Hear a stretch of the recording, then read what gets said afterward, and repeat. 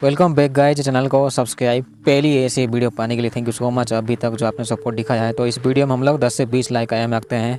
तो कहानी में एक कपल को दिखा जाता है जो कि हाल ही में शादी किए हुए होते हैं। दोनों उठते हैं एक मोटेल में। इन दोनों का नाम होता है Richard and Gina. Present time में ये लोग अभी हनीमून में ही होते हैं।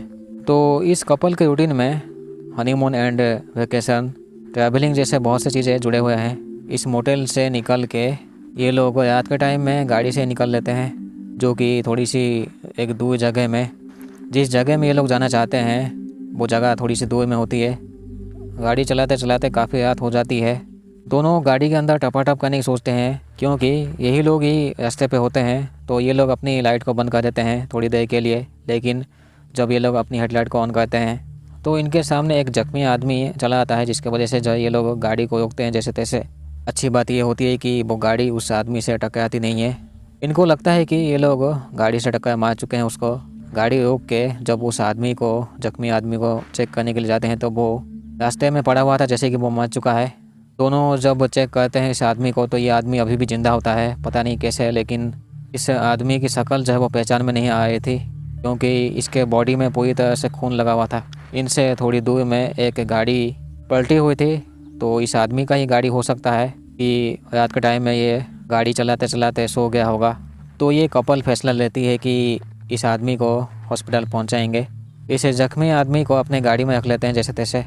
लेकिन उससे पहले इस आदमी का गाड़ी चेक करते हैं जो कि पलटी हुई थी, क्योंकि इन्हें लगता है कि मैं भी कोई अगर दूसरा पर्सन होगा तो उसको भी ले जाएंगे। लेकिन उस गाड़ी के आसपास कोई होता नहीं है। इसका मतलब ये है कि हो सकता है कि अकेला ही हो। तो ही इस आदमी को अपने साथ लेके ये लोग निकल लेते हैं फिर से जहाँ पे इनको पहुँचना होता है।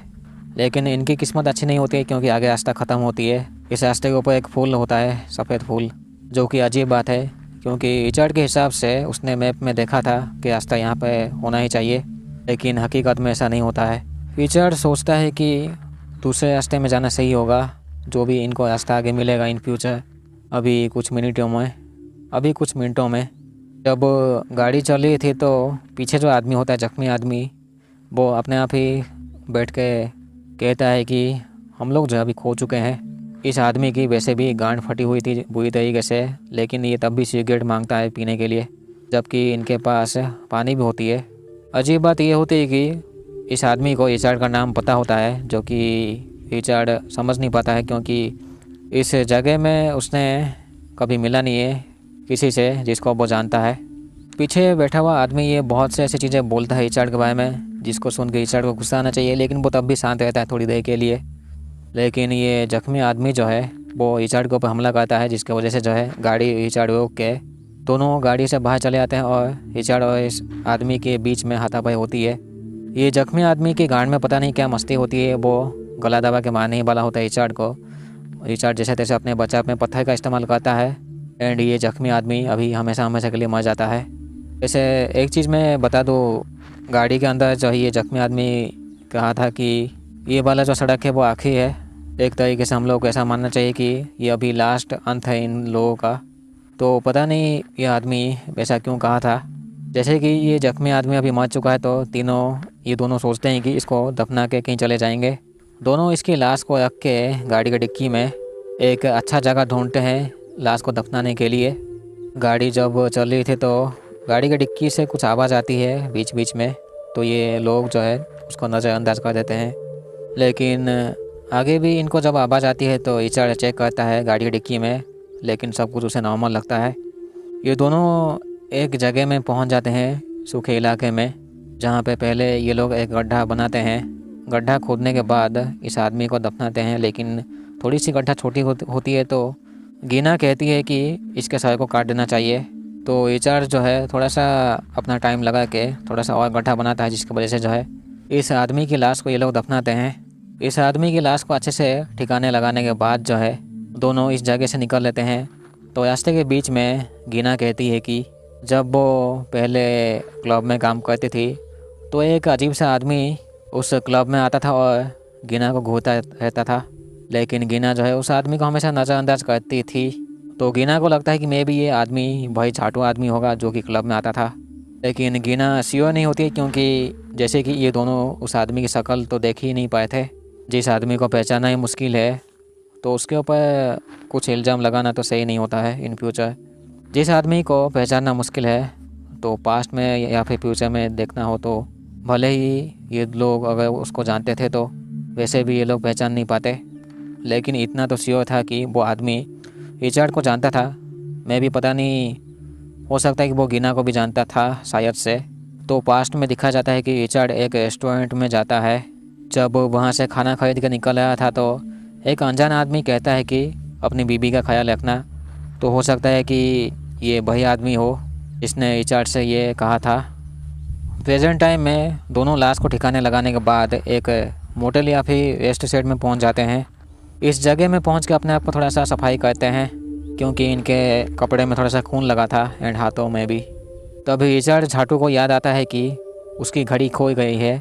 तो गीना कहती है कि वो तो एक आम घड़ी थी तो मैं भी कुछ पता नहीं चलेगा। लेकिन रिचर्ड कहता है कि उस घड़ी के ऊपर उसका नाम लिखा है, तो अगर वो पुलिस को मिल जाएगी तो उसकी ठुकाई हो जाएगी इन फ्यूचर।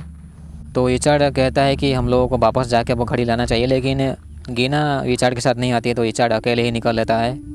रिचर्ड उस जगह में पहुंच जाता है जहां पे गड्ढा बना के ये लोग लाश को दफनाए थे। लेकिन उस जगह में रिचर्ड देखता है कि गड्ढा तो पहले से खोदी गई है या फिर वो आदमी छाटू आदमी निकल के कहीं जा चुका है। इसके बाद थोड़ी सी दूर में गन शॉट सुनता है। मैं भी उसे लगता है कि वो रेस्ट शेड से है क्योंकि गीना के पास एक गन भी होती है। रिचर्ड जब वापस आता है उस रेस्ट शेड में तो उसकी पत्नी होती नहीं है। यहाँ पे न्यूज़पेपर छपी हुई थी तो उसमें देखता है कि एक कपल का ही फ़ोटो, अपनी ही फ़ोटो देखता है जो कि मिसिंग है, जो कि अजीब बात है। रिचर्ड थोड़ी दूर में जाता है, उसे लगता है कि किसी को दफनाया गया है। तो जब वो खुदाई करता है तो एक लड़की की हाथ निकलती है। मैं भी ये रिचर्ड की पत्नी हो, लेकिन रिचर्ड डर के भाग जाता है। रास्ते के बीच में जो है दूसरी बार पुलिस ऑफिसर मिलते हैं इन दोनों को, एक्चुअली रिचर्ड को, क्योंकि पहले भी एक बार मिले थे। रिचर्ड सब कुछ कहता है जो भी उसने किया है, लेकिन थोड़ा सा बातों को घुमा देता है। तो रिचर्ड जो है अपनी गाड़ी छोड़ के पुलिस गाड़ी में चला जाता है। उस रेस्ट शेड इलाके में पहुंच जाता है जो कि सूखी इलाका होती है। यहाँ पे अजीब बात ये पता चलता है कि पुलिस के हिसाब से ये जो जगह है वो 30 साल पहले थी रेस्ट शेड, लेकिन अभी नहीं है। पुलिस को यहाँ पे एक लाश मिलती है जो कि गीना की होती है। साथ में पुलिस को एक घड़ी मिलती है जो कि रिचर्ड की होती है। लेकिन रिचर्ड सुनता है कि यहाँ पे एक दूसरी लाश भी है।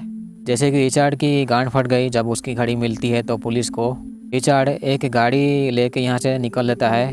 जैसे तैसे रिचर्ड पुलिस से बच जाता है। रिचर्ड काफ़ी तेज़ चलाता है गाड़ी को, जिसके वजह से जो उसका एक्सीडेंट हो जाता है वो भी काफ़ी बुरी तरीके से। तभी एक कपल की कार आती है जिसमें कि रिचर्ड एंड गीना होते हैं। ये दोनों जो है जख्मी रिचर्ड को अपने साथ लेते हैं एंड यहीं पे ये मूवी ख़त्म होती है। तो यहाँ पे मैं भी रिचर्ड एंड गीना किसी लूप में फंस चुके हैं जिसमें कि ये चीज़ें जो है वो रिपीट होती रहती है शायद से। जो इनको जख्मी आदमी मिला था एंड वो एक्सीडेंट वाला गाड़ी रास्ते के साइड में पलटी हुई, वही रिचर्ड ही होता है खुद। लेकिन मुझे एक बात समझ नहीं आया, अगर वो खुद रिचर्ड जख्मी हालत में था तो उसने रिचर्ड के ऊपर ही क्यों हमला किया, जो कि अजीब बात है।